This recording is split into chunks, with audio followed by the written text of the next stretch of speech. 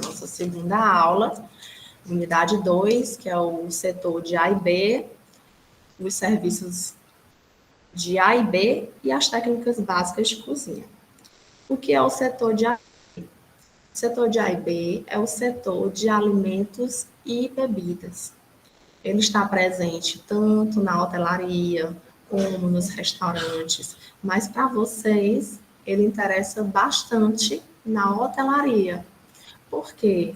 Porque não adianta o cliente de vocês, o turista, estar num hotel maravilhoso, com aquela recepção belíssima, ele ser acolhido, ele chegar e ter um quarto super confortável, com aquele mimo em cima da cama, aquela cartinha, seja bem-vindo, um banheiro bem limpo, com um chuveirinho quente, mas no momento em que ele se depara com o cardápio, que geralmente os hotéis hoje colocam um cardápio no quarto junto ao frigobar, e ele pede uma bebida ou uma comida para ser servida no quarto, ele tem uma experiência decepcionante. Então, é muito importante o desempenho desse setor, desse serviço de alimentos e bebidas dentro da hotelaria. Porque se ele não desempenha correspondente ao que o hotel está oferecendo, ele leva ao fracasso essa experiência do cliente, né? Do hóspede. E principalmente quando as pessoas se hospedam, muitas vezes com famílias, né? A pessoa viaja, a mãe, o pai, com duas crianças, muitas vezes ela quer descansar. Ela passa o ano todo programando aquelas férias, ela quer conforto, então ela quer estar lá, ela não se importa nem quanto é. Ela quer conforto. Então é a hora do hotel lucrar. Então, para lucrar, ele precisa oferecer um bom serviço. Esse serviço de alimentos e bebidas, ele precisa estar orquestrado, ele precisa estar bem dirigido, ele precisa estar tudo sob controle para que faça uma venda significativa, para que o hotel lucre, para que não fique só naquela diária, né? E o que é que esse serviço de alimentos e bebidas dentro de um hotel ele pode oferecer? De acordo com a diária que a pessoa pagou, o serviço de hotel ele pode contemplar só o café da manhã, que é aquele café que você desce, tá lá o buffet exposto, você se serve à vontade. Existem os hotéis que oferecem um serviço de meia pensão. O que é a meia pensão? Você paga uma diária com outro valor, não é esse valor de café da manhã, é um pouco maior, mas o hotel vai te oferecer um serviço de buffet para café da manhã e para almoço. No mesmo espaço, do mesmo jeito que ele serve lá o café da manhã, com várias opções, salada de fruta, café, tapioca, cuscuz, pão de queijo, na hora do almoço, o café, digamos, está lá na recepçãozinha, é de 6 às 10, vai ter do mesmo jeito, vai estar explicando. O horário de almoço é de 11 às 2. Aí a pessoa também tem que se adequar para poder estar no momento certo de servir o almoço. É o mesmo sistema. Ou a pensão também completa. O que é a pensão completa? É café, almoço e jantar. Tudo isso dentro da diária. Já está o valor embutido, né? E a mesma coisa, o jantar é servido, caro hóspede, o nosso jantar é servido de 18 horas às 20h30. Tudo isso é avisado. O hóspede, quando compra, ele já compra sabendo. Tem também o serviço de all inclusive. O que é o all inclusive? É aquele serviço oferecido pelos resorts, pelos hotéis que são afastados. Às vezes as pessoas viajam para aqueles hotéis naquelas praias bem distantes, lá no interior da Bahia, ou então no Pernambuco tem muito, bem afastado, que não tem como você estar saindo do hotel e se deslocando todo dia para a cidade, porque é um percurso ruim, às vezes o acesso é ruim, é uma estrada carroçal, é uma estrada de calçamento, é um hotel que fica praticamente na beira da praia. Então, você não quer estar saindo de lá para se deslocar para a cidade, você quer curtir a praia. Ele oferece o quê? Uma diária mais cara. O all inclusive, geralmente, ele é bem salgado. Mas o hóspede, ele pode pedir tudo a qualquer momento. Tem esse serviço do café normal e 9 horas da manhã eu estou com vontade de tomar um drink. O hotel que tem esse serviço de all inclusive, geralmente ele tem vários bares espalhados e você vai lá em um dos bares, sei lá, o bar da piscina, deve ter um deck, tem um bar seco mesmo, um bar dentro do hotel, eu vou lá, ó, pegar a carta, eu quero esse drink aqui. Ele vai lá e ele serve. Isso é o all inclusive. O cliente, ele pode pedir o que ele quiser, a hora que ele desejar. Claro, existe uma delimitação de horário. Com certeza, também tem dizendo, na nossa cozinha funciona de hora tal, hora tal. O cliente não pode simplesmente chegar às 3 horas da manhã e dizer que quer comer. As coisas não funcionam dessa forma. Existem as regras, né? O room service é o serviço de quarto. Ele é muito utilizado principalmente para executivos, para as pessoas que, por exemplo, vamos aqui, o Blue Tree, aqui em Teresina, que tem várias capitais, o Ibis, que muita gente conhece, também tem em outros lugares, a pessoa que vai, que está lá negócios, né, que vai para fechar negócios, que vai para uma reunião, que vai fechar um contrato, é gente que está com o tempo certo, que está com o tempo corrido, não pode perder tempo. Então, é a pessoa que ela chega já chegou numa reunião rápido, cansado, está com o tempo corrido, às vezes vai fazer uma reunião ali online no hotel mesmo, ela pega aqui o telefone, pega o cardápio, não, eu vou jantar aqui, quero isso, isso e isso. É o room service. É o hotel levar no quarto do cliente exatamente o que ele quer comer e o que ele quer beber, para a sua maior comodidade. E a questão dos eventos, que são os grandes hotéis que abrigam os congressos, né? Esses eventos maiores, quantas vezes a gente não vê congressos e conferências. O hotel, muitas vezes, ele ganha 2 vezes quando ele faz um evento. Ele ganha quando ele vende aquele espaço do auditório para o evento, ele loca o auditório.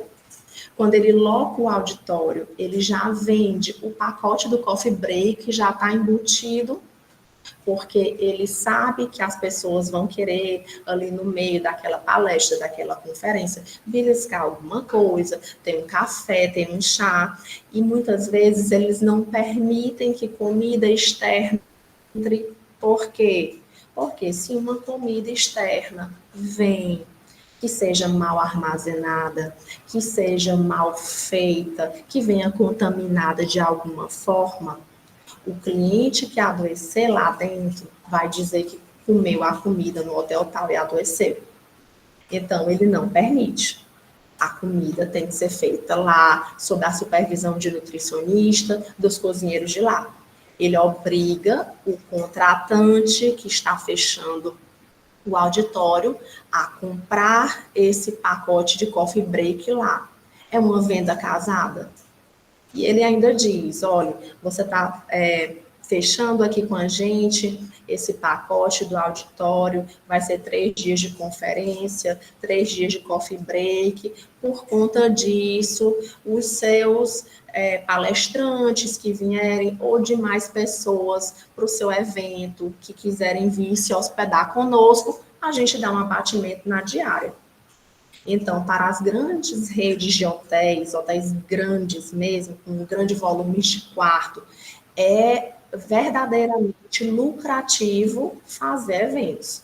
Para um hotel pequeno, nem tanto, porque eles não têm nem como abarcar. Mas para hotéis grandes, tem hotel que é toda semana, é um evento atrás do outro, é uma conferência, é um encontro, congressos. Então, para eles, isso é muito interessante.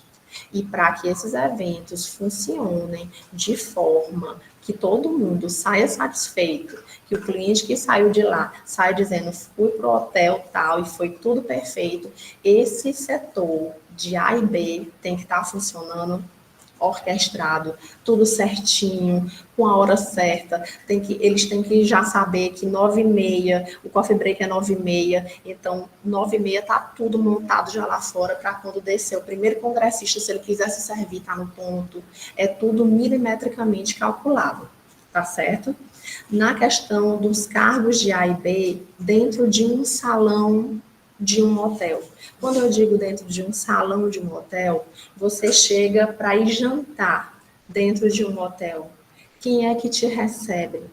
A primeira pessoa que vai receber você é o chefe de fila, que seria o correspondente ao hostess. Quando a gente vai num restaurante normal, quando você vai numa boate, numa casa de show, muitas vezes não tem um hostess, é aquela mocinha que fica lá na porta com a lista, a fila de espera, pois lá no hotel é o chefe de fila. É ele que vai levar até a sua mesa, vai lhe cumprimentar, principalmente se você fez, deixa eu sair do compartilhamento, acho que alguém levantou a mão. Alguém quer falar? Professora, boa noite. Você está passando os slides porque ainda continua na primeira tela ainda, não passou. É porque eu ainda estou falando da primeira tela. Entendi. É É porque eu por pensei que isso. você já estava passando, porque não tinha passado. Não, é porque eu ainda estou é porque eu ainda estou falando de lá, Carminha, viu? Tudo bem, então. Tá? Vou voltar. Não, tudo bem, não se preocupe não.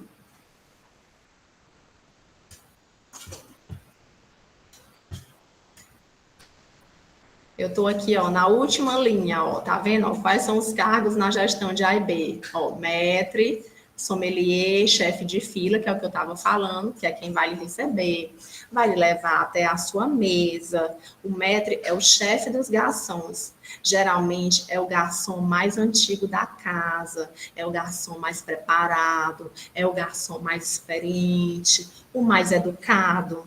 E a gente tem o primeiro, o segundo e o terceiro, né? Por ordem de responsabilidade, vamos dizer assim. O primeiro não está, responde o segundo, responde o terceiro.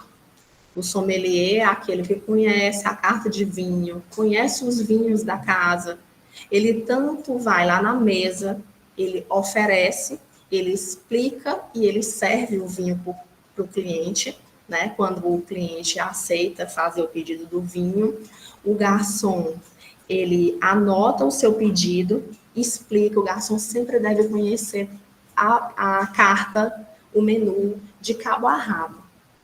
É um pecado que você não pode admitir, é um garçom não saber do que se trata um prato. É inadmissível, principalmente num hotel 5 estrelas. Não pode você perguntar para o garçom o que é isso se ele não saber. Os garçons são treinados. É feita uma reunião para explicar prato a prato o que é. O garçom não pode demonstrar desconhecimento do prato quando ele é questionado por um cliente. O comi, eu não sei se vocês já observaram, acontece às vezes até quando você está num restaurante. Às vezes a gente está aqui sentado e você quer fazer um pedido e o garçom está passando, ele se veste praticamente igual o garçom comi. E você, ei, por favor, vem aqui. Quando ele encosta, ele diz, não é porque eu quero pedir isso assim, assado.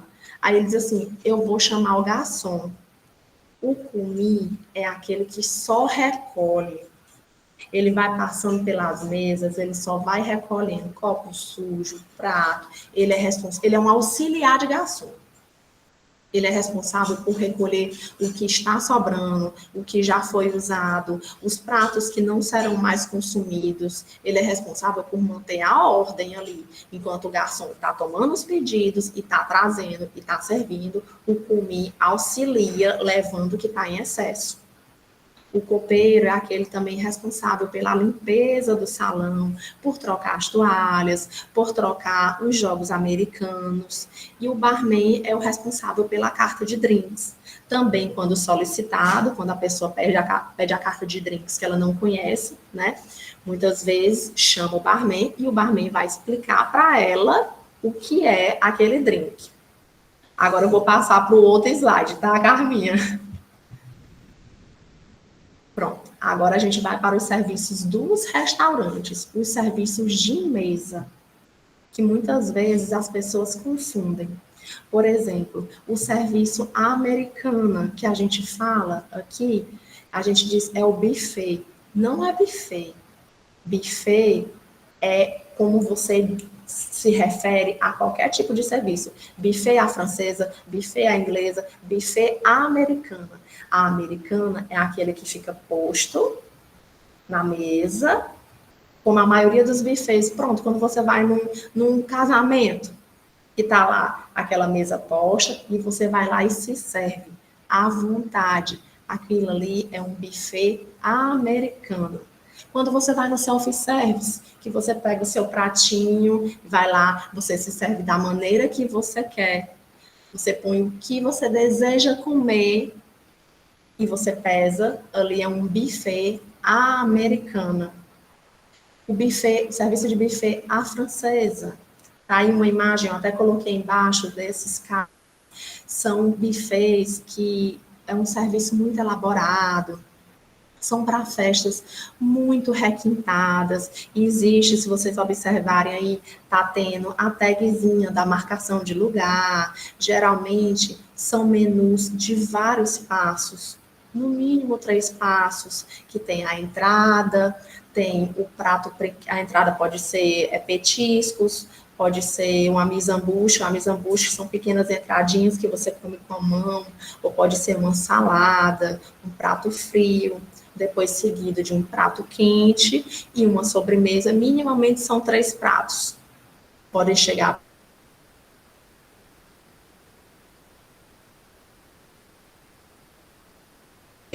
é tudo organizado, existe a sequência que você vai consumir nos talheres, a questão das taças também, esse é o serviço à francesa.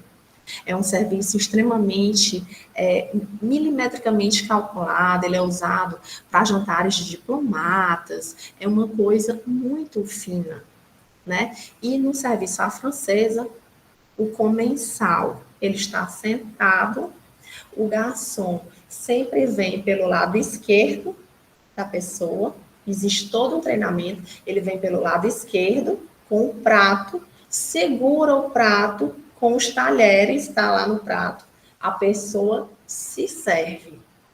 Aqui se confunde muito, as pessoas falam, o serviço à francesa é aquele que você pede que chega empratado. Não é. Ali é o serviço tipo empratado. O serviço à francesa, tá lá o seu pratinho, desse jeito que vocês estão vendo na imagem. A mesa posta, o garçom chega, se coloca à sua esquerda e você vai se servir da maneira que você quer, o tanto que você quer. Sempre as mulheres primeiro. Esse é o serviço à francesa. Não é aquilo que você pede e ele vai vir com um pratinho pronto, não. As pessoas confundem muito. Ali é o serviço tipo empratado. O serviço à inglesa é o serviço que a gente vê basicamente nesses rodízios, que o garçom muitas vezes vem passando, você até tem aquela plaquinha, que é o verde, quando você quer comer, você deixa virado, quando você não quer, você deixa o vermelhinho para cima. O garçom vem, tá aqui com o prato, aí ele mostra o prato para você, você sinaliza que quer, ele encosta e você se serve. Mas não necessita das formalidades que o serviço à francesa precisa. Não precisa marcação de lugares e não é para grandes jantares. É um serviço comercial. O serviço à inglesa ele é usado no comércio, é usado para a venda. É diferente. Serviço à francesa são para grandes jantares, para formalidades. Geralmente é um garçom para cada 5 pessoas. A pessoa piscou, o garçom já está ali do lado, perguntando o que é que você quer. Você se mexer, o garçom, você está precisando de alguma coisa. É assim o serviço à francesa. É tudo muito metódico, tudo muito, muito, muito calculado. Não podem existir falhas. Você só vê isso nos grandes jantares de gala.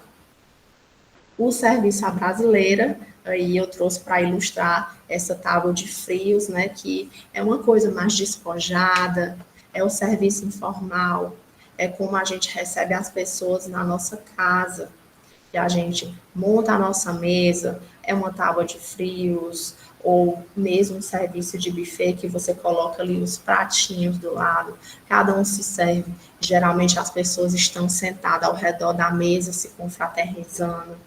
Assim ficou convencionado o serviço à brasileira, pela informalidade. Ele dispensa garçons. Cada um vai até à mesa, se servir, se não estiver sentado ao redor da mesa que está o serviço de buffet, em uma outra mesa, cada um vai e se serve da maneira que quer. Com relação aos tipos de delivery dos restaurantes, tipos operacionais de entrega, a gente tem o delivery. O que é o delivery?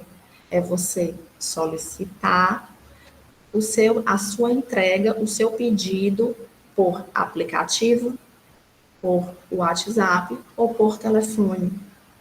Você vai fazer essa comanda, você vai fazer esse pedido e depois de determinado tempo, o restaurante vai se responsabilizar por entregar no endereço que você solicitou.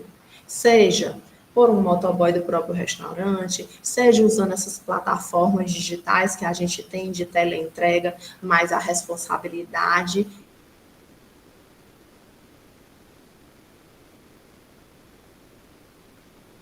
a gente não faz qualquer tipo de deslocamento. O takeaway, você também liga, ou você manda uma mensagem no WhatsApp, ou você usa o aplicativo. Da mesma forma, você faz o seu pedido, você comanda, e ele vai te avisar, venha daqui a 20 minutos, venha daqui a 30 minutos. Você vai, no tempo em que foi solicitado. Chegou lá na porta, você pega seu pacotinho e vai embora. Takeaway é o próprio cliente indo buscar o seu pedido, mas ele não pode fazer consumação no local. Geralmente ele é usado por empresas que estão começando, que ainda não tem estrutura, não tem a parte de fora, às vezes estão tentando estruturar uma cozinha, porque estruturar uma cozinha é muito caro, é muito caro. Você montar uma cozinha de restaurante é muito caro. Todas aquelas bancadas de inox, fornos são caríssimos. Para vocês terem noção, um forno que não é um forno grande, mas um forno minimamente acessível para você fazer uma pizza, para você assar lasanhas, que seja, ele custa do valor de um carro. Custa 70 mil reais, um forno bom. Então, é caro. É caro. Empreender é caro. Montar uma cozinha é muito caro. Muito caro. E, assim, a fiscalização é muito grande. Tem que ser de inox. Não pode usar tábua de determinado material. Existe toda uma fiscalização para isso, o que torna tudo muito mais caro. Então, às vezes, os restaurantes começam primeiro dessa forma, do takeaway. Por quê? Porque é o momento em que eles estão se estruturando, montando a parte de cozinha, ficando ok, para depois estruturar o salão, porque é outra despesa. É você fazer aquela fachada, é mesa, é cadeira, é um layout bonito que você tem que contratar um projetista, um arquiteto e tal. É outro gasto bem grande. Aí eles começam com o takeaway dessa forma, comanda, você vai lá e pega takeaway ou delivery também, às vezes os dois ao mesmo tempo. Tem gente que prefere takeaway. Eu sou uma pessoa que eu prefiro takeaway. Eu prefiro eu mesma ir buscar. Eu não gosto disso de me deixar. A comida chega fria, a comida chega bagunçada, a comida chega toda virada. Demora. Eu prefiro me dar o trabalho de ir lá buscar, trazer minha comidinha toda certinha e não me aborrecer. Mas tem gente que não gosta. Tem gente que prefere ficar de perninha para cima em casa, descansando, e demora o que demorar e fica na sua casa, né? E tem a questão do drive-thru também, que vários lugares fazem. Os mais conhecidos são os mundiais, McDonald's, Subway, Bob's, mas restaurantes pequenos também já estão aderindo a essa modalidade pela praticidade, né? O carro encosta, você já passa só o número do pedido e você já entrega a sacolinha e a pessoa vai embora. É você tentar agilizar mais ainda o takeaway. É você deixar ele mais rápido do que ele já é, né? Para facilitar as suas demandas na cozinha e para você deixar também o seu cliente satisfeito, por não esperar tanto. Tá certo? Gente, vocês estão me ouvindo? Tá me ouvindo, Gisleide? Sim, professora, estamos lhe ouvindo. É porque eu não estou vendo vocês, eu só vejo o slide, então eu fico na dúvida se vocês estão ouvindo ou não. Agora a gente vai para outro ponto crucial, é a questão da elaboração de um menu. Como é importante. O menu, ele é o cartão de visita de um restaurante, né? Quando a gente chega, claro que a gente observa a fachada. Alguém levantou a mão? Não, professora. Certo. Vou voltar aqui. Claro que a gente observa, né? A fachada, os comentários que as pessoas fazem, de quem já foi, da experiência que a pessoa teve lá, se ela gostou, se foi legal, os preços e tudo. Mas o menu é uma coisa que chama muita atenção quando você chega. Que você senta, a primeira coisa que você pede é o menu do restaurante, né? E como é que esse menu deve ser? Ele tem que ser claro, objetivo.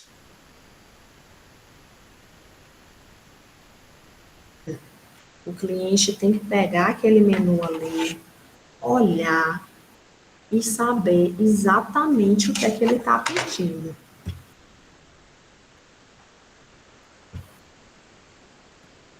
Alguém falou? Não, professora.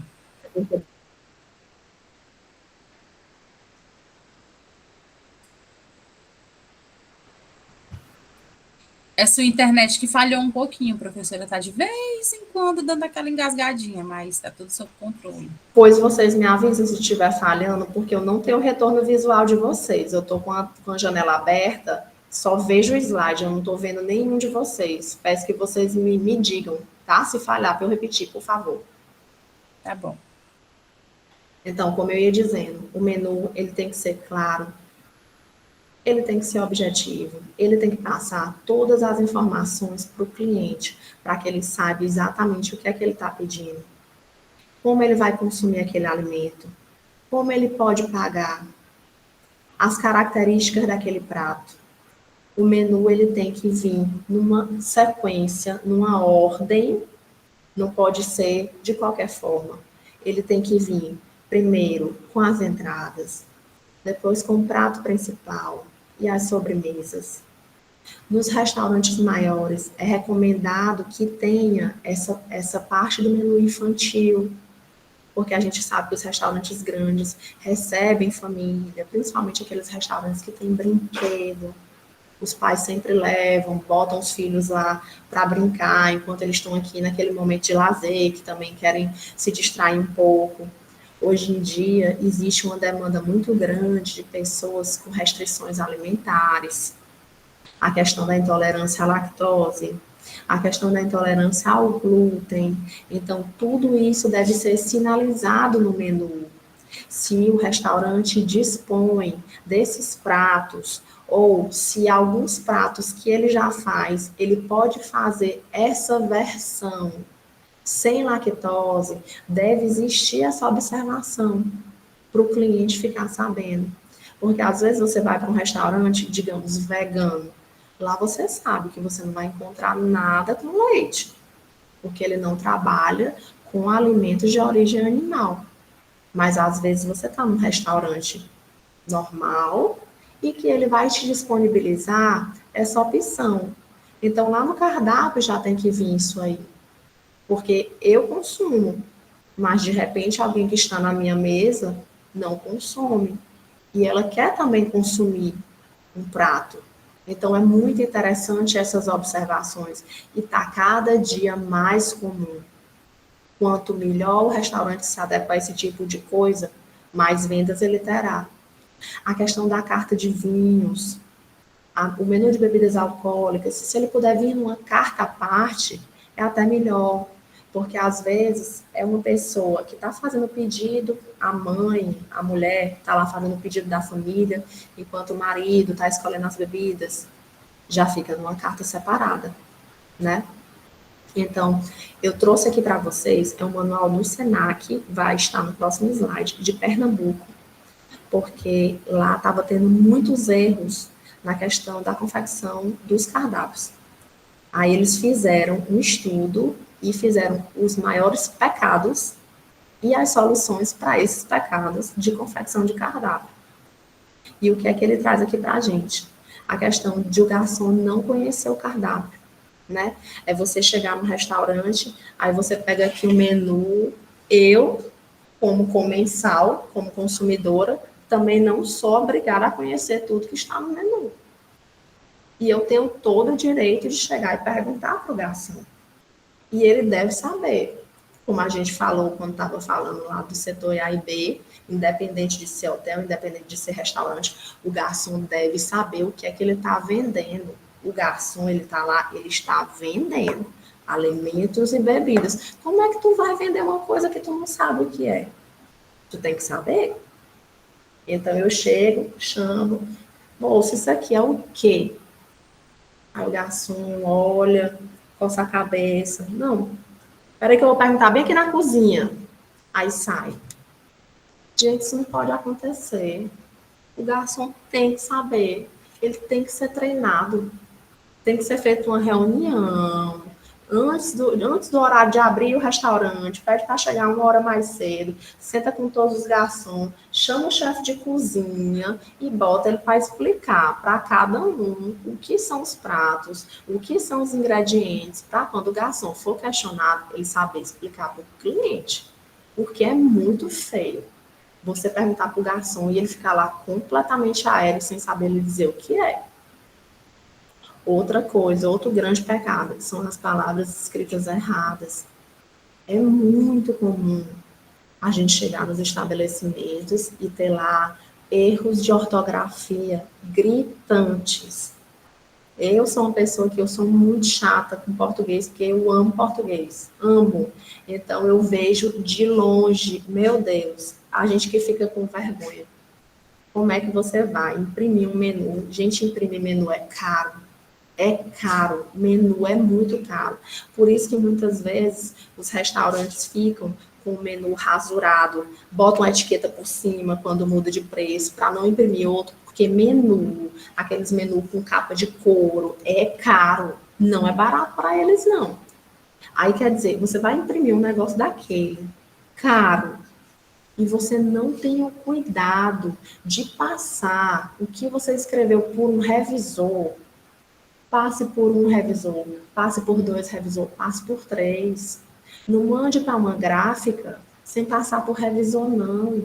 O funcionário da gráfica não tem obrigação de saber escrever, não.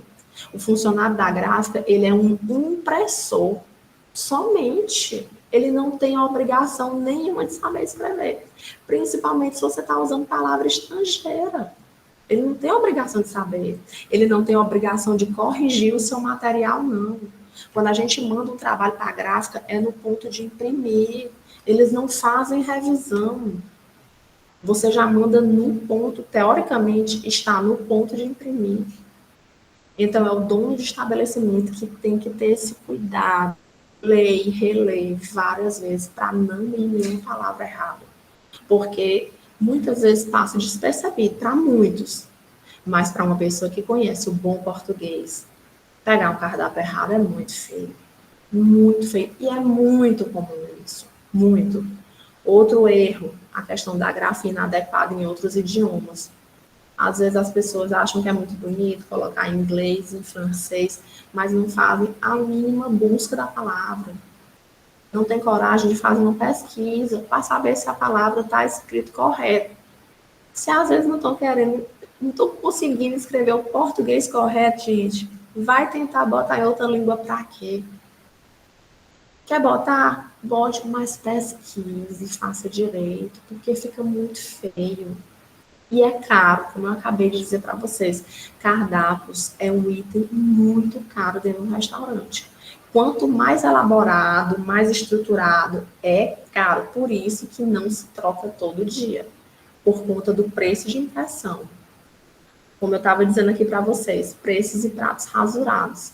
Muitas vezes o preço muda, ou um prato sai do cardápio, aí eles só botam uma tarja branca assim em cima, cobrindo. para não ter que reimprimir, para não ter que pedir um outro cardápio pelo elevado custo que é para eles. Mas é feio, é antiestético. Você chega no restaurante, aí pergunta, pega o cardápio, garçom, isso aqui, não tem. Isso aqui, não tem. Isso aqui não sai do cardápio. Gente, se não tem, não é mais para estar lá. Se o estabelecimento não comercializa mais aquele prato, ele não deve mais estar lá. É o momento de trocar o menu. Infelizmente, é caro. Mas se você tem um monte de coisa que está lá escrito e você não está mais oferecendo ela pelo seu cliente, seja porque você perdeu o fornecedor, antigamente eu tinha a pessoa que me trazia as codornas, agora eu não tenho mais, então eu tirei a codorna do cardápio. Mas você tem que tirar no menu? Não vai poder ficar lá codorna, todo mundo pedindo codorna, não tem codorna. Vai ter que reimprimir esse cardápio. Outra coisa, outro pecado, cardápio estragado. Acontece principalmente nos restaurantes à beira-mar, a questão da maresia, a questão da areia, tudo isso danifica muito, muito mais do que um restaurante numa cidade que não é de praia, ou mesmo no interior do estado. Também a questão das pessoas derramarem bebidas, rasurarem de alguma forma. Não tem o que fazer. É um cardápio que precisa ser trocado. Outro grande pecado do cardápio. Eu posso pegar qualquer prato e dizer camarão a Gisleide. Eu posso dar esse nome para o meu prato. Não existe nenhuma objeção para isso. Mas eu tenho que ir lá embaixo do camarão a Gisleide e descrever o meu prato. Camarão salteado na manteiga, acompanhado de arroz com brócolis e purê. Eu posso dar o nome que eu quiser, mas eu preciso descrever, porque ninguém é obrigado a saber o que é o camarão da Gisleide que eu inventei. Ninguém é obrigado a saber como é o galeto da Amanda. Você dá o nome que você quiser, isso aí é livre, mas descreva. Como ele é, a guarnição, o cliente, ele precisa pegar o cardápio, ele precisa ler, para ele não se sentir enganado. Não existe coisa mais frustrante do que você fazer um pedido e quando o garçom lhe serve, você olha para aquilo ali que está diante dos seus olhos e você diz, não foi isso aí que eu pedi, lá estava escrito outra coisa. Isso é extremamente frustrante, é decepcionante e você pode ter certeza que o seu cliente vai sair dali falando muito mal mesmo. Outra coisa, a questão da forma de pagamento. Deve vir especificado no cardápio as formas de pagamento. Hoje em dia, a gente sabe que todo lugar do mundo, qualquer boteco de beira de esquina aceita Pix. Hoje em dia, o pessoal que pede dinheiro no semáforo, tá lá com a plaquinha do Pix. Então, não tem justificativa para um restaurante não receber Pix. Mas, mesmo assim, ele tem que dizer. Ele é obrigado a dizer que ele recebe Pix. Ele é obrigado a dizer que ele recebe cartão. Ele é obrigado a dizer que ele recebe ticket de alimentação. Ele precisa deixar claro, justamente para depois o cliente não questionar. Para dizer, eu comi confiando que eu podia pagar dessa forma e agora eu não tenho como lhe pagar. Então, ele deixa bem claro. Da mesma forma, a questão dos 10%, se cobra, se não cobra. A questão do couvert, quando existe música ao vivo, se cobra, se não cobra. O cliente, ele tem que entrar no estabelecimento e ele tem que sempre se sentir fiel à proposta, ao que lhe foi proposto. Ele tem que sentar, ele tem que olhar, ele tem que ver. Quando a pessoa traz o drink,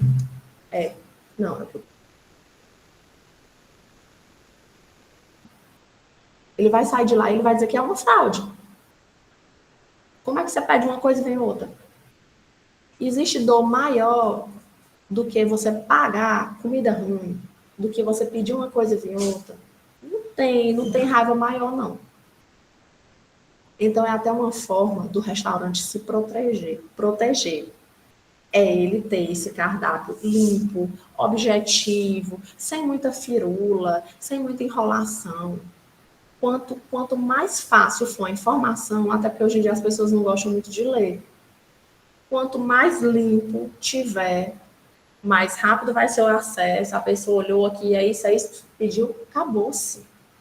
Não precisa, muita gravura, muita coisa, aquela poluição visual. Não precisa, tá? Agora a gente vai entrar aqui nos métodos de cocção.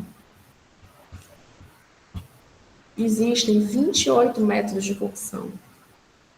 Mas, como eu disse para vocês na primeira aula, o meu objetivo aqui não é tornar nenhum de vocês um grande cozinheiro. Eu só preciso que vocês tenham noções, né? Para que quando vocês sejam questionados, que vocês saibam minimamente responder essas questões, essas dúvidas do cliente de vocês, desse turista que vocês vão levar no restaurante, que vocês vão levar no hotel, que vocês vão levar, seja para comer a gastronomia ali da pracinha, que está tendo a feirinha da matriz, do festejo, do que for. Mas que vocês sempre tenham uma resposta. Porque é muito ruim quando a gente é questionado e a gente não sabe dizer.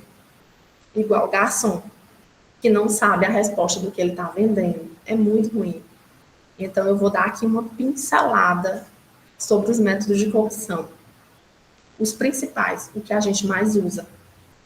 A cocção, ele é o processo na cozinha que você usa uma fonte de calor para poder modificar.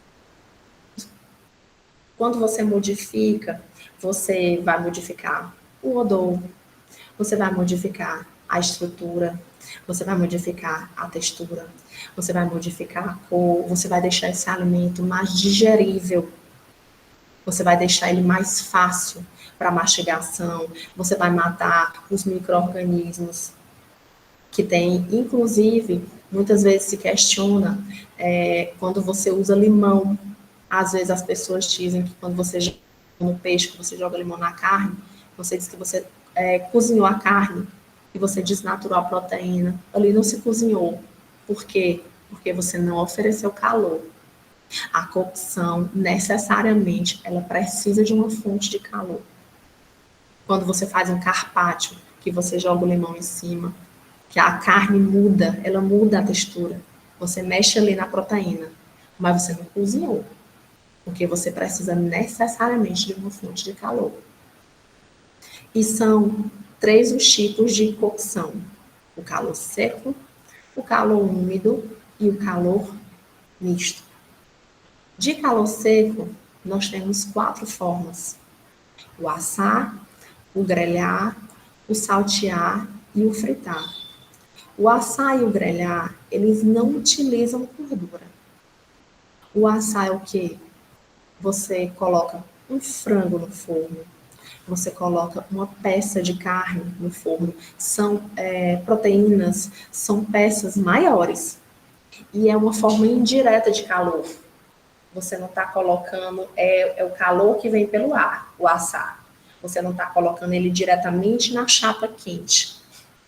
É o calor que vem por convecção pelo ar, né? E como são peças grandes, realmente são peças que necessitam de uma marinada. Você vai deixar lá um tempinho o frango, o peru, quando você faz aquela marinada do peru de Natal, de véspera, para poder tanto dar sabor, né? Porque você tempera, e também você ajuda no processo de assar também, quando você deixa esse peru pela noite toda, entrando tempero para ajudar no momento de assar. O grelhar, ali, quando você coloca o peito de frango, o filé de tilápia, o filé normal na grelha, você está colocando uma fonte de calor direta. E a proteína, ela está sendo grelhada com sua própria gordura. E você vê que existe um instrumento próprio para grelhar, que é a grelha, que é essa segunda imagem que a gente está vendo, que tem, inclusive, essas ranhuras, né? É justamente o que caracteriza a grelha. Pode ser essa grelha que a gente vai para o fogo, né, para o fogão, ou pode ser a grelha da churrasqueira, também é grelha. Você está usando aí a gordura do próprio alimento, quando você bota uma picanha para grelhar também no fogo,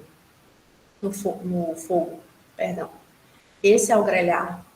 O saltear, ele usa um instrumento próprio, que é a frigideira, que em francês ela se chama saltèse. Na terceira imagem a gente está vendo. O saltear, ele já usa gordura. Saltear e fritar são métodos de calor seco que usam gordura.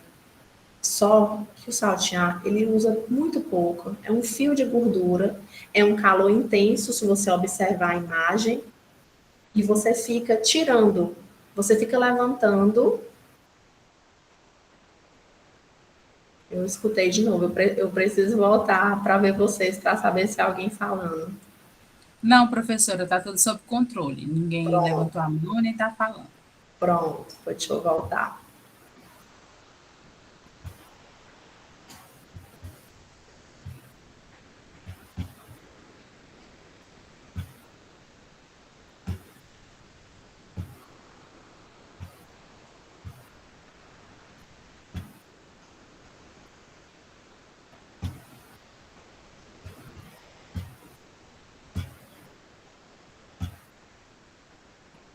Pronto, eu estava mostrando para vocês. Aqui a frigideira, que é a saltese. O saltear é feito sempre em frigideira. Se vocês observarem, ela é baixinha, né? Ela não é uma panela com as paredes altas, justamente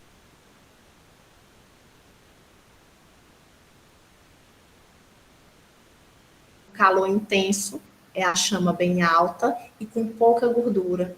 São alimentos que geralmente são alimentos pequenos, né? Você tá vendo ele com vegetais, mas pode ser camarão, ou então pode ser uma proteína cortada em pequenos cubos, um frango, uma carne, mas nunca vai ser uma peça grande. O saltear é para pequenos pedaços, né? E ao lado a gente tem o fritar. O que é o fritar? É você levar esse alimento ao calor seco com grande quantidade de gordura. Geralmente a fritura, ela é em imersão. É quando você usa fritura, você usa gordura até cobrir esse alimento. Ah, professora, mas às vezes eu faço uma fritura aqui na minha casa, faço um bife, uma coisa, e não é imersão não, eu não cubro de gordura não.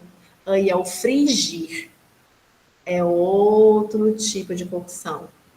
É você usar um pouquinho de gordura, que não seja um fio, como saltear, mas que também não seja tanta gordura a ponto de cobrir um alimento, né? Mas as grandes frituras, batata, pastel, coxinha, essas coisas que a gente sabe que realmente necessita de imersão, são feitas com alta temperatura e por um tempo rápido, porque senão passa.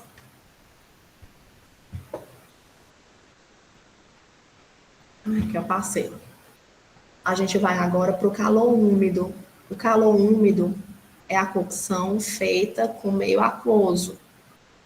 Nesse tipo de cocção, o alimento ele pode ser feito tanto em água, pode ser usado um caldo, pode ser usado uma água saborizada, uma água com raspas de limão, pode ser usado um fundo, né? Existem vários fundos na culinária, mas sempre é um meio aquoso que se usa para cozinhar esse alimento. E um dos exemplos mais clássicos que a gente tem é o escalfar o pochê, dos famosos ovos pochê, que é uma técnica que as pessoas julgam bem difícil. Por quê? Porque você tem que colocar um grande volume de água, A água tem que ser em baixa temperatura. Quando está começando a aparecer aquelas bolinhas, aí você vem bem devagarinho com o ovo. O ovo precisa estar fresco. Se for um ovo velho, ele vai se espalhar. Ele não vai ficar com cheiro. E depois você vai lá com a escumadeira e tira esse ovo, que ainda fica de gema mole, para você servir num brunch, no café da manhã, ou mesmo em cima de uma refeição, de um prato quente. São muito famosos os ovos pochê, eu acredito que vocês já devam conhecer. E a outra forma que a gente tem desse calor úmido é o vapor. O vapor que a gente pode usar, e a gente está vendo uma vaporeira, né? Ou na nossa cuscuzeira, que a gente tanto usa todos os dias na nossa casa. Um exemplo clássico da cocção calor úmido a vapor é a cuscuzeira, né? Que a gente usa tanto para fazer cuscuz, ou às vezes para esquentar um arroz, esquentar uma comida. E outro exemplo também da cocção a vapor é quando a gente faz comida que você, por exemplo, um peixe, que você tampa o peixe com papel alumínio, né? Ou então no papilote, que é aquele papel manteiga que muitas vezes você faz, aí faz aquele embrulhinho, bota o peixe dentro, fecha todinho e mete no forno, numa bandejinha, daqui a pouco você vê até o papel inchar. Ali é a cocção a vapor. Por quê? Porque ali dentro está o papel untado com o peixe dentro, vai aquecer, vai começar a criar vapor, estufa, ali é cocção a vapor. A nossa panela de pressão é um exemplo de cocção a vapor, né? A cocção a vapor é uma das que mais mantém os nutrientes, principalmente para vegetais. É muito recomendado. Quando você vai fazer saladas, você faça, ao invés de fazer em água, né, que você perde ali quando você coloca para ferver a batata, a cenoura, o brócolis, a beterraba, a maioria dos nutrientes vai embora naquela água. Então, é muito recomendado que você faça essa cocção a vapor. O nosso terceiro tipo de calor é o calor misto. É o calor que combina o seco com o úmido, né?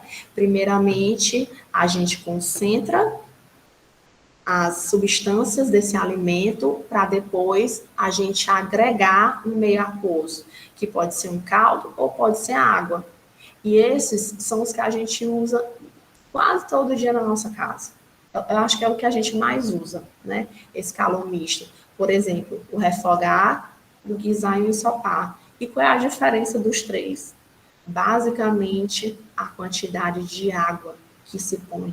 Quando você refoga, que você faz ali aquela carninha moída, você bota um fio de azeite, ou pode ser um pouco de manteiga, um pouco de banha, que ela vai selar.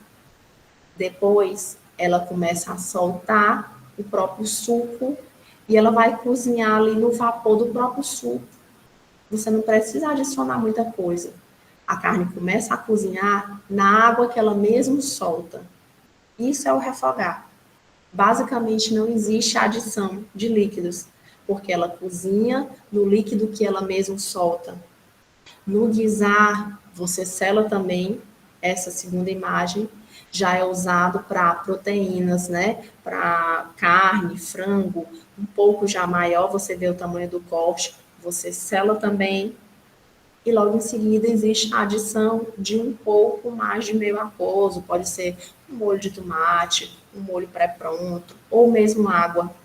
E o ensopar, que a gente faz na nossa caldeirada de peixe, na nossa galinha caipira, ou na própria sopa.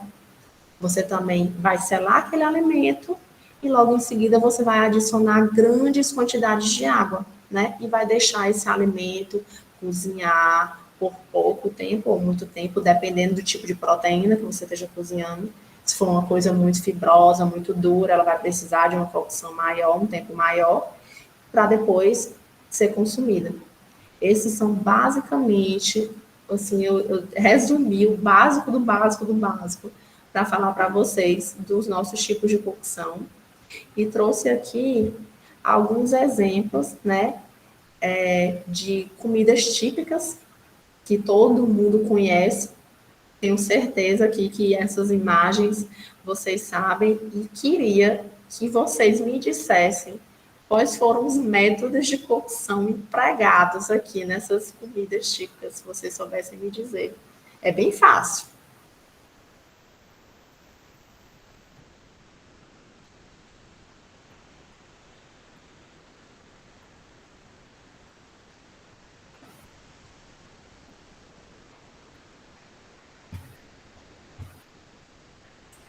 O pessoal está com vergonha de conversar, professora, mas estão respondendo aqui no chat. O Danilo respondeu que a acarajé seco. Oi. A acarajé é uma fritura, o bolinho, bota a pá de dentro, já é outra. O acarajé é uma fritura por imersão no azeite de dendê. E o outro é um bolo e assado. O acarajé é calor seco, muito bem. Bolo é assado, exatamente.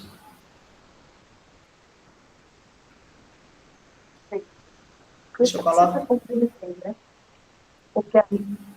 Eu não escutei, Josefa. Você pode repetir?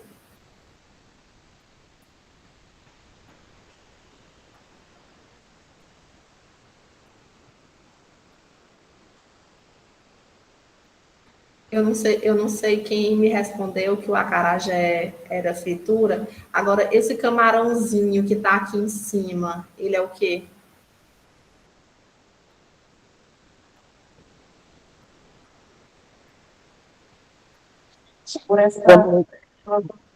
O camarão foi refogado. Muitas mudanças na minha vida. Eu estou aprendendo, né? E praticando, é através da prática, que você a partir da mente positiva, que é uma pessoa que acredita muito nas coisas, porque a gente tem que falar de coisas positivas, o que atrai. Se você é a pessoa, que você já amanhece o dia com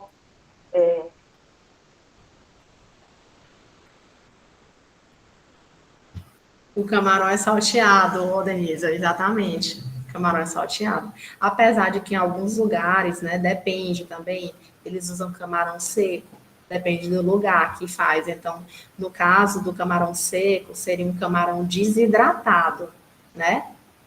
É isso que eu ia comentar, boa noite. Alguns lugares é seco, desidratado. Isso, exatamente. Tem lugar que usa salteado, tem lugar que usa desidratado. Vale essa observação. E os ingredientes são preparados. Parece que o feijão é pré-cozido, professora. Não, o feijão do acarajé, ele fica de molho e ele é cru, ele é batido cru. Entendi. Você faz uma massa de feijão cru, o bolinho de feijão cru, né?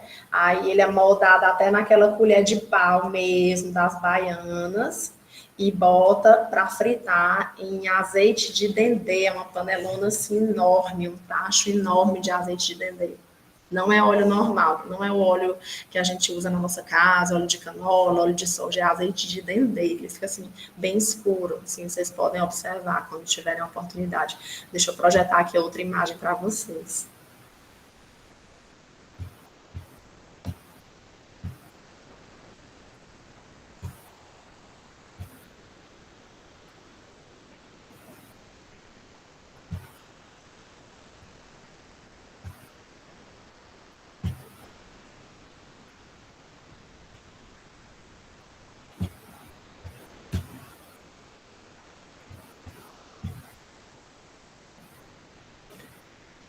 E essas imagens aqui?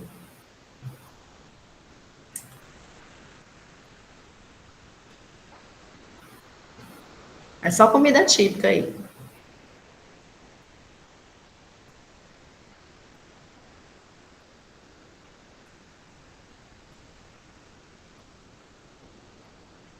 Eu não consigo ver o chat, eu preciso que alguém me responda falando.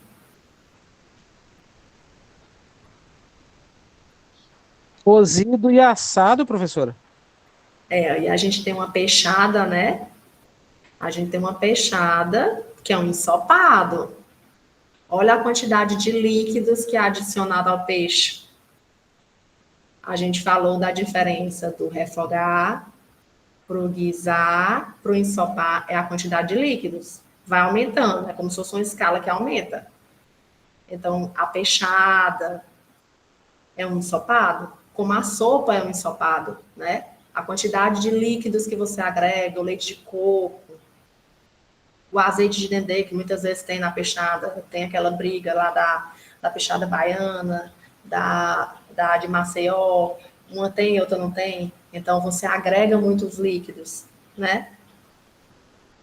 É um ensopado. O pirão é um ensopado?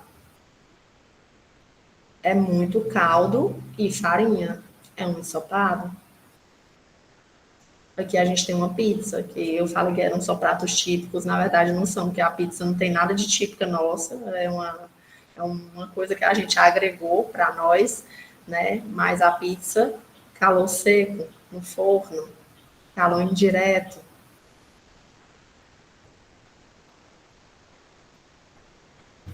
E é isso, gente. Vocês têm alguma dúvida? Alguma pergunta?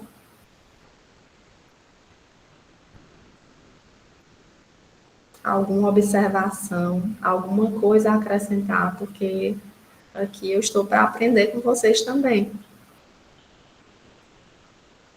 O Germano disse que está torturante a aula.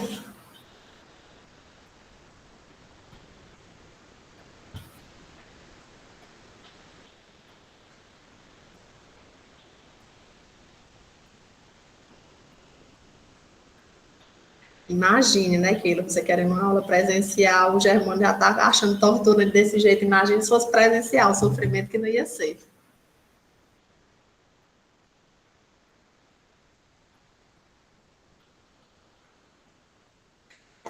Bom, vamos falar sobre a nossa próxima atividade. Fórum e atividade. O que é que eu sugeri para vocês? O que foi que a gente falou hoje? A gente falou da importância do menu, né? Como ele fala sobre o estabelecimento que está recebendo o cliente, como ele é meio de comunicação.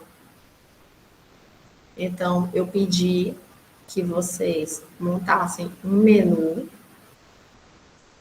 básico, minimamente com entrada principal e sobremesa, minimamente, 3 opções, minimamente. Se quiser botar mais, fique à vontade, vai de cada um. Minimamente 3 opções, tá? Um menu de 3 passos. Vão descrever esse menu bem elaboradinho, descrevendo cada prato. Filé guarnecido, com arroz birubiru, farofa, batata chips, bem explicadinho. O cliente de vocês pedir, saber o que está pedindo. Pode dizer, Wellington.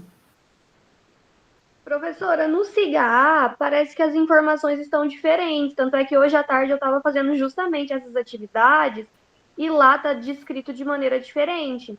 O fórum está pedindo para a gente falar sobre a importância de um menu bem elaborado e a atividade está pedindo para a gente escolher 3 pratos desse menu, só que tipo, não pediu para fazer o menu, e falar o método de cocção. Então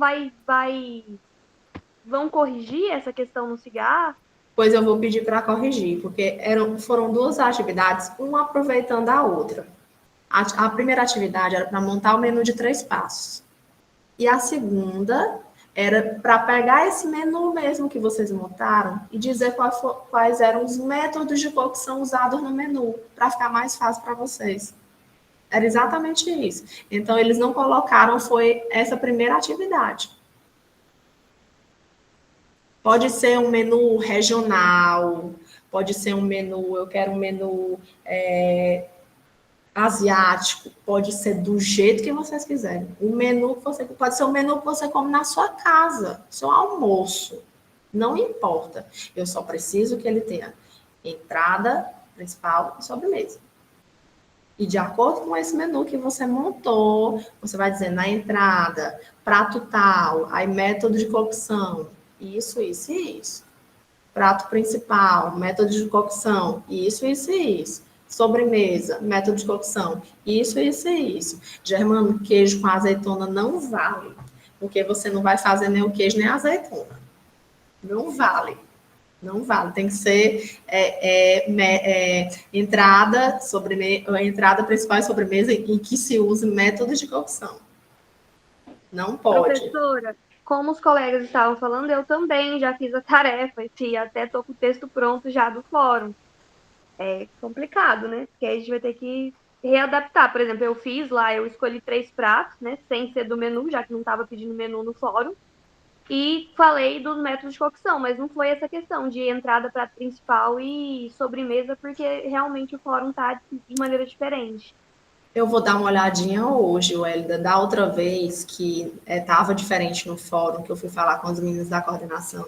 Elas disseram que estão tendo muito problema com o pessoal do CPD, do pessoal que alimenta, né? Amanhã eu vou falar novamente, muito cedo, para resolver isso. Você ou qualquer outra pessoa que já tiver feito, não tem problema. Mas os que ainda forem fazer, façam dessa forma. Montem o menu com entrada principal e sobremesa, que fica bastante coerente. Tá bom? Professora, Diga, Aline. fala de menu para cardápio. Assim. É a mesma coisa. É a mesma coisa. É porque menu é cardápio em francês. É a mesma coisa. É só isso, é a mesma coisa. Se você chegar no restaurante e falar, traga o menu, chegar no restaurante, traga o cardápio, ele vai trazer para você a mesma coisa. Porque uma vez a gente estava numa mesa e uma pessoa perguntou e o garçom disse que era diferente. E eu fiquei de investigar e nunca investiguei. Esse daí não sabia nada. Mesma coisa. Menu e cardápio é a mesma coisa. Mesma coisa. Tá certo. Obrigada, professora. Viu? Mais alguém tem mais alguma dúvida, alguma pergunta, alguma coisa que queira falar? Diga, Danilo. Não é Danilo, é Vanessa usando o celular de Danilo. Diga, Vanessa. Professora, eu também já fiz a atividade, e tanto do fórum, que eu já fiz, né? Só que eu vou pedir também para os colegas para não apagar. Por quê? Quando a gente apaga a atividade, os colegas que já comentaram, que também a gente é obrigatório comentar as atividades dos colegas, a gente apaga também tudo que foi comentado daquela tarefa. Então, eu vou pedir assim, né? Quem for mexer, porque senão a gente depois vai ter que revisar tudo para saber se já foi feito, já foi apagado, né? Então, eu também já fiz, do jeito que estava lá. Gente, quem fez, não tem problema. Tudo bem, não tem problema. Deixa como está. Agora, quem for fazer, faça dessa forma, tá bom? E vocês estão muito apressados fazendo essas tarefas antes da aula, minha gente. Que pressa é essa, pelo amor de Deus? Nasceram foi de 7 meses. Deixa ter a aula porque no começo a gente já foi orientado a fazer já logo para não acumular. Então acho que vai todo mundo nesse ritmo. Abre, a gente corre e faz. Minha Nossa Senhora, que povo adiantado. A professora? Diga, Germano. Em relação à entrada principal sobre o trabalho, por exemplo, tem que colocar, especificar entrada principal. Tantas gramas disso, tantas gramas daquilo. Não. Você coloca, vou dar um exemplo aqui bem simples. Minha sobremesa, pudim. Ah, tá. E no prato principal não precisa dizer também, por exemplo, se eu botar estrogonofe, não precisa dizer os ingredientes, essas coisas. Não, estrogonofe de carne, estrogonofe de frango. Isso, só isso. O prato principal, estrogonofe de carne, aí, estrogonofe de carne acompanhado de arroz branco e batata palha. Pronto, é isso. Então pronto, então já fiz a tarefa, está aí, né? Precisa botar gramatura de nada, não precisa pesar nada. Gente, vocês não vão virar cozinheiros. Como eu expliquei para vocês, eu preciso que vocês entendam do geral. Para quando vocês forem questionados lá, vocês saberem explicar minimamente para o cliente de vocês, para vocês não ficarem igual o garçom, não sei, vou lá na cozinha perguntar. Porque isso é muito feio. É muito feio isso. Demonstra total desconhecimento. Não quero ninguém aqui andando com a balança pesando comida. Não é isso. Tá certo? Mais alguma dúvida?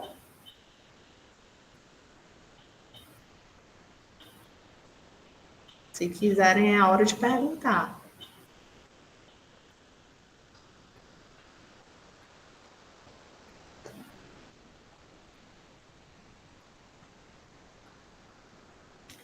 Carlos Henrique, é porque teve uma alteração na hora de colocar a tarefa lá no CIGA.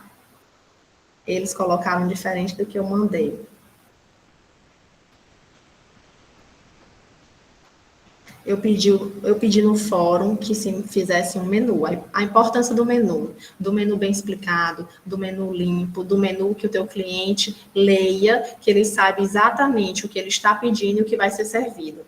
Que quando ele olhe para o prato que foi colocado na frente dele, ele diga, foi isso aqui que eu pedi. Eu não estou sendo enganado. Essa é a missão, é o objetivo de um bom menu. É o cliente se sentir satisfeito. É ele não se sentir em nenhum momento ludibriado pelo estabelecimento.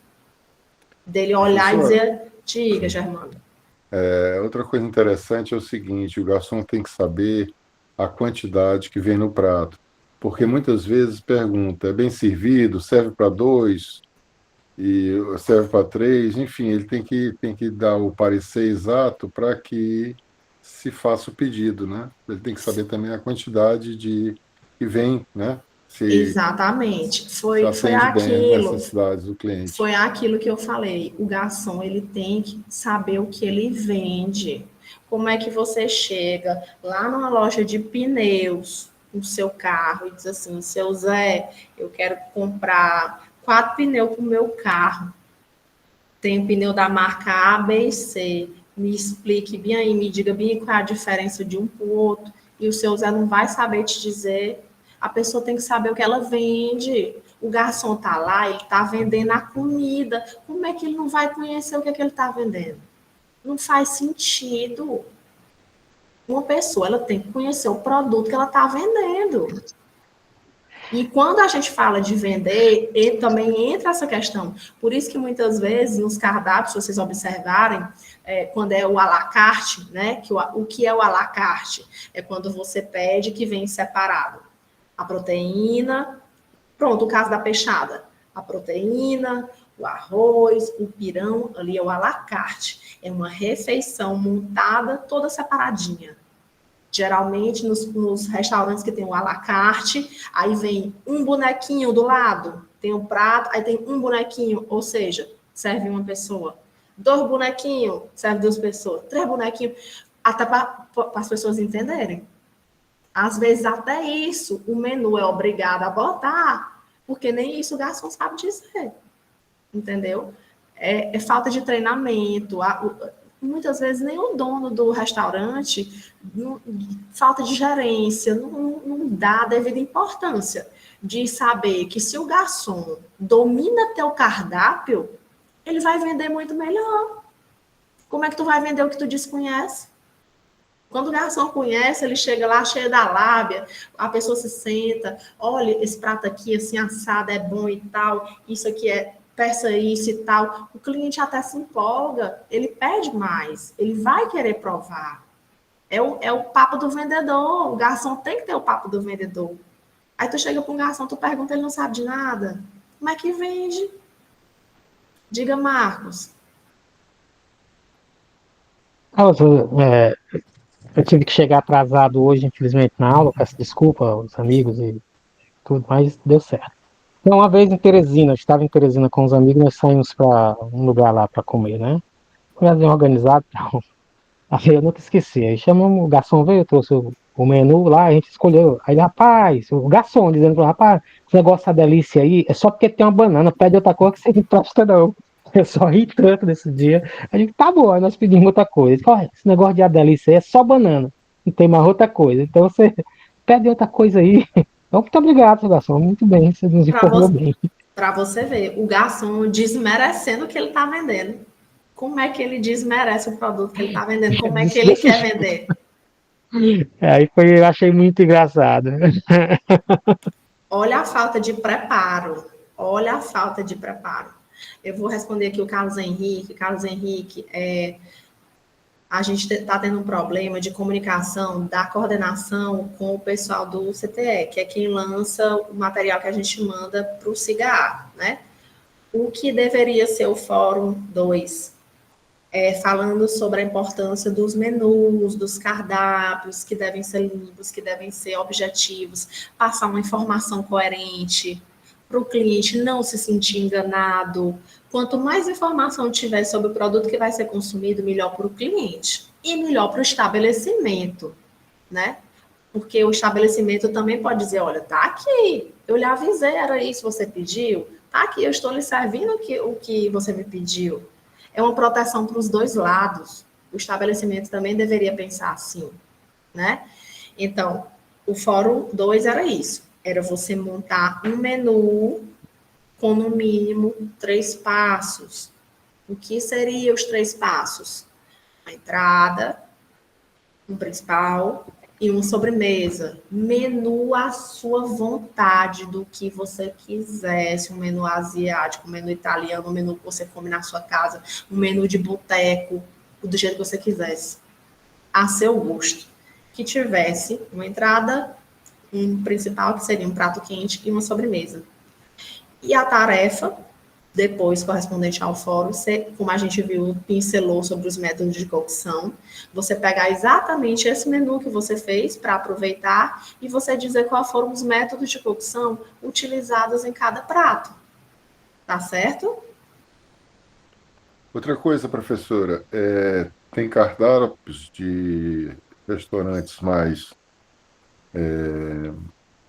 elitizados, né? Um público-alvo mais abastado, que tem dois idiomas, um nacional e um segundo também, né? E aí, para facilitar, às vezes o turista ele não está familiarizado, então já tem outro inglês ou espanhol, não sei. Os restaurantes mais sofisticados, que recebem pessoas que vêm de fora, às vezes até na beira da praia, nesses destinos bem turísticos, Jericoacoara, no Rio de Janeiro. Lá, se você for no Rio de Janeiro, a última vez que eu fui, eu fiquei impressionada. Eu estava sentada na areia e o rapaz que vende Guaraná, né, naquele tambor, o menino falava inglês, espanhol, francês. Eu fiquei assim, olha para ele. Aí eu digo, tu fala tudo isso? E ele disse, 20 anos trabalhando na areia. Eu tive que aprender. Ou eu aprendi ou eu morri de fome.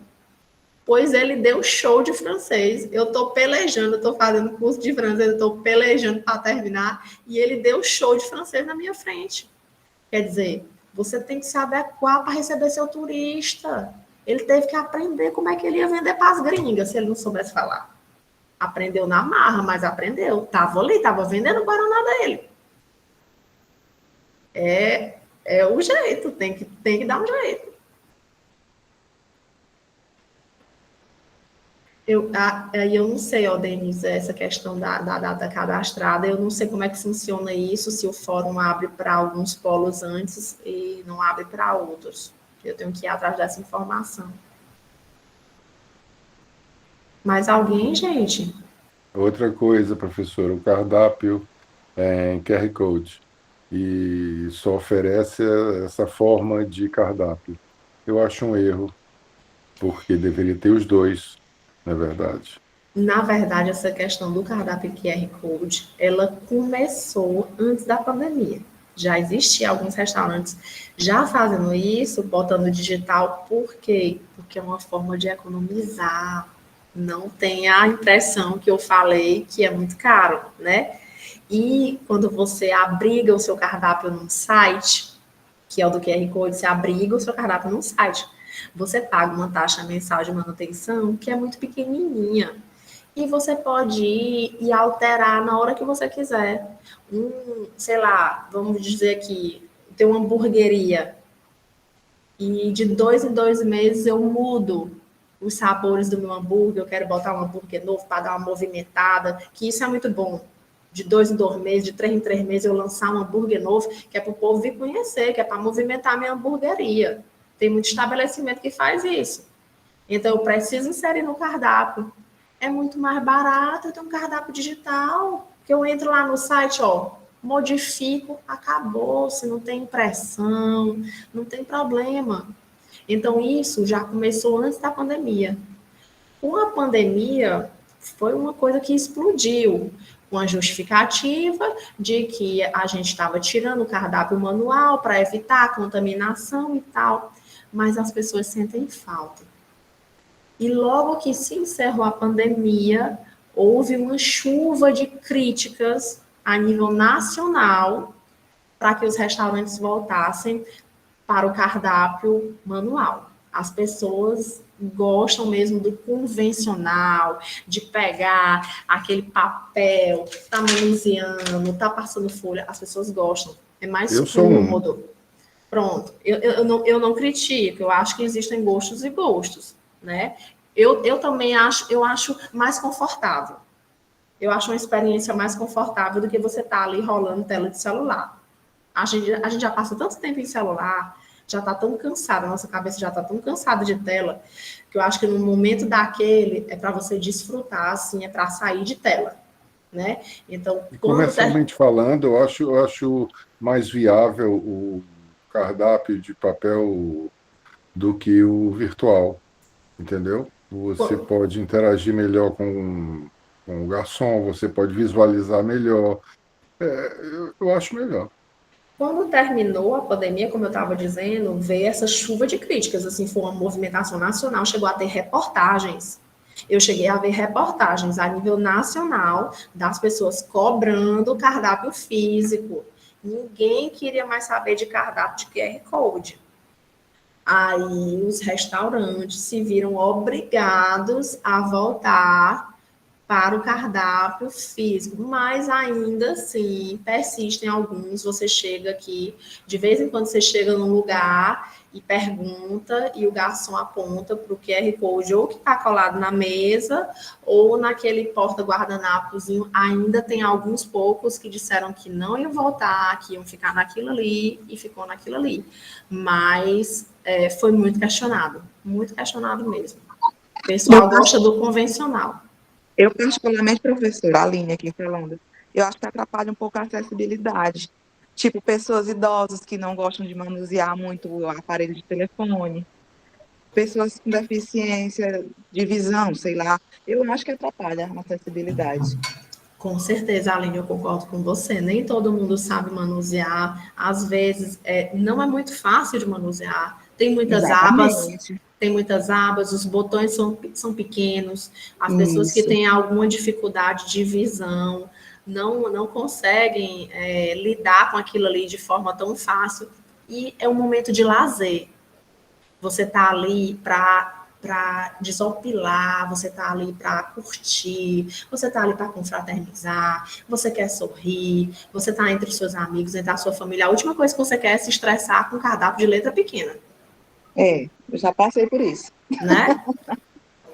Então, eu também sou a favor da volta dos cardápios físicos. Mas, como eu falei para vocês, né? A gente expôs aí inúmeros problemas que esses cardápios físicos também têm. E eu acredito que eles só têm essa quantidade de problemas porque os donos de restaurantes não entendem da importância que é um cardápio. Como eles também não entendem da importância que é um garçom bem treinado. Gente, um garçom bem treinado, quando você chega no restaurante, que você é bem atendido, que o garçom é gente boa, é educado, lhe serve bem, quando você chega naquele lugar ali, você procura por ele. Você senta na mesa, que geralmente os restaurantes, só um minutinho, Gerlan, geralmente os restaurantes são divididos por área, né? O garçom tal atende mesa 1, 2, 3, 4, parará. O outro garçom, mesa 5, 6, eles são loteados. Os restaurantes são assim. Então, você já senta na região que aquele garçom atende. E quando o garçom é bom, ele vende muito. Mas os donos de estabelecimento, eles não têm noção de como um bom garçom pode ser lucrativo para eles. Pode E falar, essas Gerlan. zonas se chamam praças. Pronto. Eu saí das praças de cozinha. Praça de salão eu não conheço. Eu sei da praça de cozinha. Diga, Gerlan. Professora, boa noite. Você falou aí que a tarefa 2 é como se fosse uma continuidade do Fórum 2.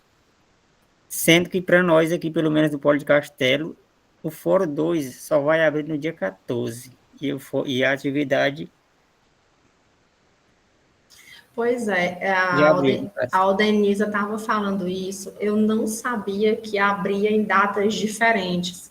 Amanhã, muito cedo, eu vou entrar em contato com a coordenação para ver isso aí também, porque eu imaginei que, como a aula é dada para todos ao mesmo tempo, eu imaginei que abrisse para todos de forma igual. Mas amanhã eu entro em contato muito cedo com a coordenação para poder sanar esse problema, tá bom? Perfeito. Mas aí vocês já vão pensando aí no menu direitinho, já deixa tudo anotado. Quando abrir, você só faz lançar. Aproveitando aqui a oportunidade, você poderia explicar ela mais uma vez, essa tarefa? Vou explicar. A gente falou da questão dos menus, né? Da importância dos menus. Então, a minha sugestão para fora foi essa, que vocês montaram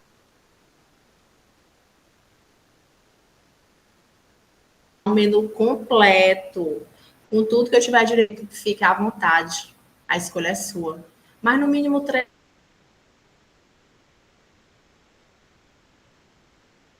sobremesa, no mínimo. Basta isso. É que eu não sei se é a sua internet ou se é a minha, cortando muito. Você conseguiu entender? Não, dessa vez falhou, professora. A senhora explicou, mas não deu para entender. Falhou, acho que para todo mundo. Pelo menos para mim também. Pois deve ser a minha, então. Se tá falhando para mais de uma pessoa, capaz que seja a minha. Gerlan, um menu com no mínimo 3 passos. Um prato principal, uma entrada, um principal e uma sobremesa. Tá? Se você quiser montar maior do que isso, você fique à vontade. É uma escolha sua. Mas no mínimo 3.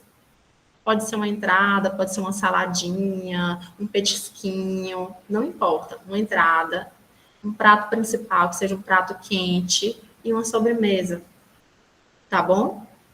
E a tarefa correspondente a esse fórum seria você pegar esse mesmo menu, para você não precisar pensar demais. Você pega esse mesmo menu, você vai aproveitar e você vai dizer, em cada um desses momentos, na entrada, no prato principal, na sobremesa, quais foram os métodos de cocção utilizados, de acordo com o que a gente viu hoje na aula. Tá certo? Ok. Conseguiu escutar, Gerlan?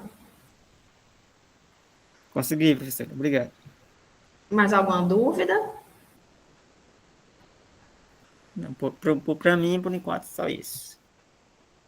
Conseguiu, Ana Clara, escutar? Sim, professora, deu de entender.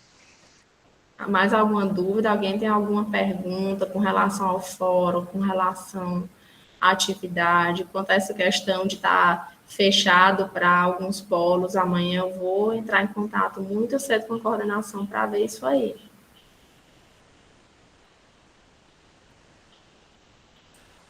Professora, só uma duvidazinha. Eu posso encerrar a gravação? Eu creio que sim, Monique.